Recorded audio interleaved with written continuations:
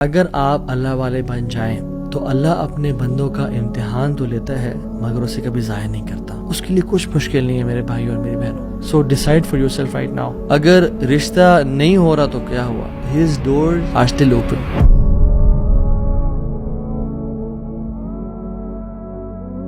بسم اللہ الحمد للہ والصلاۃ والسلام علی رسول اللہ وبعد.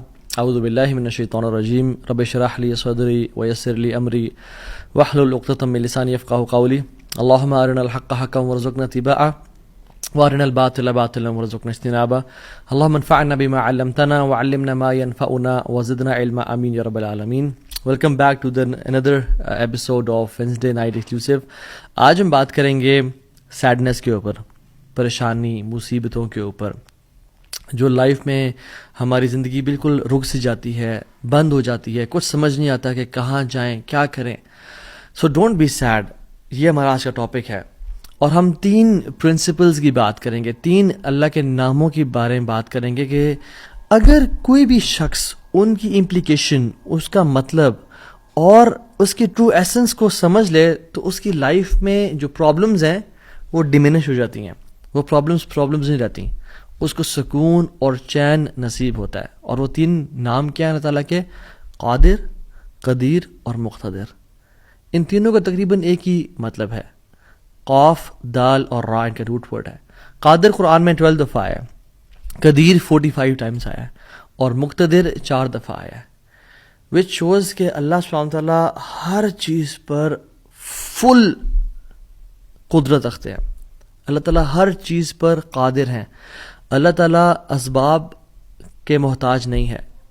جو مسلمان ان ناموں کو سمجھ لیتے ہیں نا، اور آج ہم سمجھیں گے ناموں کو، اور اس کی وجہ سے آپ دیکھیے گا by the end of the session کس طرح سے ہماری مصیبتیں، مشکلات ہمیں چھوٹی ہوئی نظر آتی ہیں، اور ہمیں کچھ پرنسپل سمجھ میں آئیں گے کہ ہم کس طرح سے اللہ تعالیٰ کی اس سیکرٹ ڈور آف ہیپینس کو انلاک کر لیتے ہیں.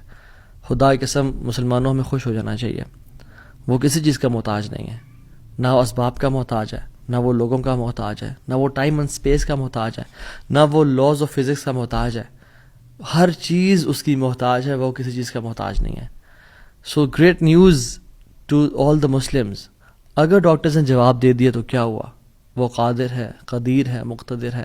اگر رشتہ داروں نے چھوڑ دیا تو کیا ہوا؟ اگر رشتہ نہیں ہو رہا تو کیا ہوا؟ اگر کاروباری لوگ جو ہیں انہوں نے آپ کو دھتکار دیا اور سائڈ پہ کر دیا تو کیا ہوا؟ His doors are still open. وہ مسبب الاسباب ہے.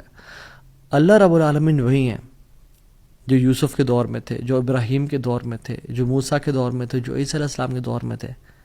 اللہ رب العالمین وہی ہیں، اور وہ ہر چیز کو بدل سکتے ہیں، وہ ہر بند دروازہ کھول سکتے ہیں. مقتدر کا مطلب تو سبحان اللہ یہ ہوتا ہے کہ اس میں نا قدیر کی بھی بلاغت ہے، یعنی جو ہر چیز پر مکمل قدرت رکھتا ہے. آپ لے لیں مثالیں، یوسف علیہ السلام کی اگزامپل دیکھ لیں. ایک بچہ جو کہ بالکل اپنے انفینٹ سے نکل رہا تھا، اس کو کنویں میں پھینک دیا گیا. وہاں سے اس کو قافلے نے پرچیز کیا اور بالکل for pennies he was sold. اور عورت نے حملہ کیا ان پہ، گناہ کرنا چاہا، جیل میں ڈال دیا گیا ان کو. ٹھیک ہے، وہ شخص جو کنویں میں پھینکا گیا، جو جیل میں ڈالا گیا، جو اتنا بے بس کہ نہ باپ نہ ماں نہ بھائی، بالکل مصر میں ان نون اسٹرینجر، اور وہ جیل میں بھی ہو، نو کانٹیکٹس، نو پی آر، کیا بنے گا اس کا؟ القدیر نے، المقتدر نے اس کو وہاں سے اٹھا کے ایجپٹ کے تخت پہ بٹھا دیا. اللہ ہر چیز پر قادر ہے. ابراہیم علیہ السلام، باپ بھی چھوڑ گیا، باپ نے کہا تجھے میں رجم کر کے مار دوں گا. ہر کوئی ساتھ چھوڑ گیا، حتیٰ کہ سب جمع ہو گئے ان کے خلاف، اور ان کو برہنہ کر کے کیٹاپلٹ میں ڈال دیا. اور وہاں سے جب آگ میں ڈالنے لگے تو کیا پڑھا ابراہیم نے؟ حسبی اللہ و نعم الوکیل. مجھے اللہ کافی ہے. اور کیا ہی وہ نعم الوکیل، کیا بہترین دوست ہے، کیا بہترین کارساز ہے وہ. اور اللہ تعالیٰ نے وہ کس طرح کا قادر ہے، وہ کس طرح قدیر اور مقتدر ہے کہ اس نے ہواؤں کی ڈائریکشن کو نہیں پھیرا، نہ ہی اس نے سمندروں کے رخ کو بدلا، نہ ہی اس نے کوئی پرندے بھیجے جو کہ اس پانی کو، اس آگ کو ٹھنڈا کر دیں پانی پھینک پھینک کے. نہیں، بلکہ ڈائریکٹ اس آگ کو کہا جس کی صفت ہے جلانا، قُلْنَا يَا نَارُ كُونِي بَرْدًا وَسَلَامًا عَلَىٰ إِبْرَاهِيمَ. ہم نے کہا اے نار، اے آگ، ٹھنڈی ہو جا اور سلامتی کا باعث بن جا ابراہیم کے لیے. کچھ روایات میں تو یہ بھی آتا ہے کہ ان کی صحت کے بھی کچھ ارچہ کلام ہے کہ ابراہیم علیہ السلام سے پوچھا گیا کہ سب سے بہترین مومنٹس آپ کی زندگی میں کون سے تھے؟ تو ابراہیم علیہ السلام نے کہا کہ جب میں آگ میں تھا کہ اللہ تعالیٰ نے اس کو حکم دیا تھا کہ ٹھنڈی ہو جا، اور اتنی ٹھنڈی نہ ہونا کہ ابراہیم کو تکلیف پہنچائے، سلامتی والی بن جانا. تو those were the best moments that I spend in my life. اور وہ کس طرح سے ٹھنڈی ہوئی کہ صرف ابراہیم کے لیے ٹھنڈی ہوئی، لیکن جو رسیاں ابراہیم علیہ السلام کے ہاتھ پہ بندھی ہوئی تھی ان کے لیے ٹھنڈی نہیں ہوئی. اس رسیوں کو جلا دیا مگر ابراہیم علیہ السلام کے بال تک کو بھی نہیں جلایا. اور جب ابراہیم اس آگ سے نکلے تو ان کا جو باپ تھا آزر وہ دیکھ رہا تھا اور کہتا ہے نعم رب ربو کو یا ابراہیم، کیا رب ہے تیرا ابراہیم. یعنی ایک کافر کو ایک مشرک کو تو یقین آ گیا کہ کیا رب ہے ابراہیم کا. ہم نے 50-60 سال زندگی گزار لی لائف کے، کچھ نے مجھ جیسے نے تو 20-30 سال گزارے زندگی کے. ہمیں ابھی تک رب کی قدرت پہ یقین نہیں آیا، ہمیں ابھی تک آنیسٹلی اللہ تعالیٰ کے مکمل قادر ہونے پہ یقین نہیں آیا.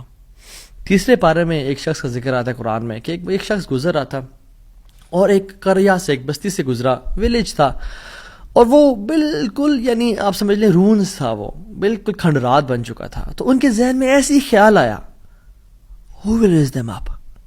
کون کھڑا کرے گا انہیں دوبارہ؟ ابن کثیر اور باقی لکھتے ہیں کہ وہ عزیر علیہ السلام تھے. خیر نیورتھلیس اللہ تعالیٰ نے ان کو موت دے دی، اور موت دینے کے بعد جب اٹھایا تو کہا کہ کتنا عرصہ تم پڑے رہے ہو اس جگہ پہ؟ تو کہا کہ دن کا کچھ حصہ. اللہ تعالیٰ نے کہا کہ تم 100 سال مردہ رہے ہو یہاں پہ. اور ان کا جو حمار تھا، جو گدھا تھا، وہ پیرش ہو گیا، اس کو یعنی کھا گئے کیڑے مکوڑے، مٹی نے اس کو ڈیکمپوز کر دیا.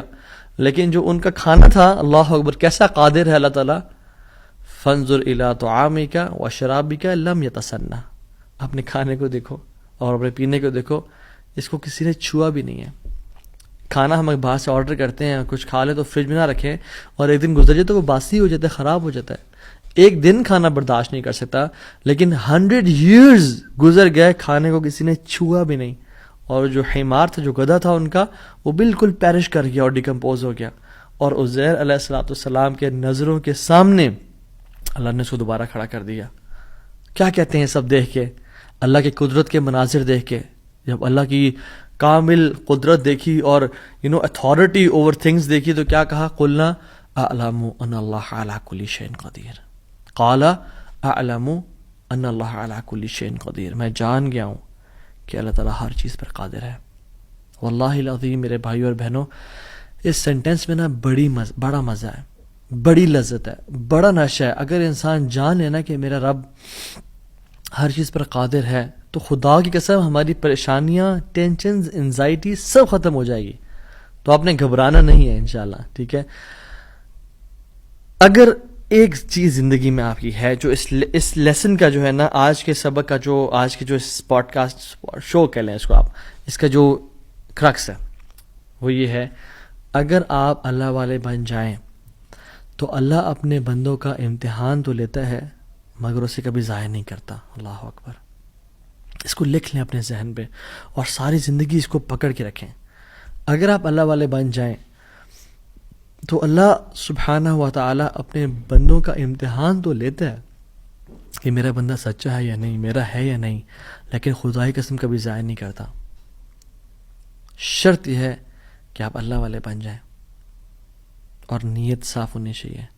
تو میں آپ سے نا آج 3 بیسک پرنسپلز کی بات کروں گا کہ آپ نے اپنی لائف میں کرنا کیا ہے. پہلی چیز، نیت صاف کرنی ہے. اگر آپ اللہ والے بن جائیں اور اپنی نیت آپ صاف کر لیں، اللہ تعالیٰ آپ کو کبھی ضائع نہیں کرے گا. صحیح بخاری کی حدیث ہے، بنی اسرائیل کا واقعہ ہے، اوتھینٹک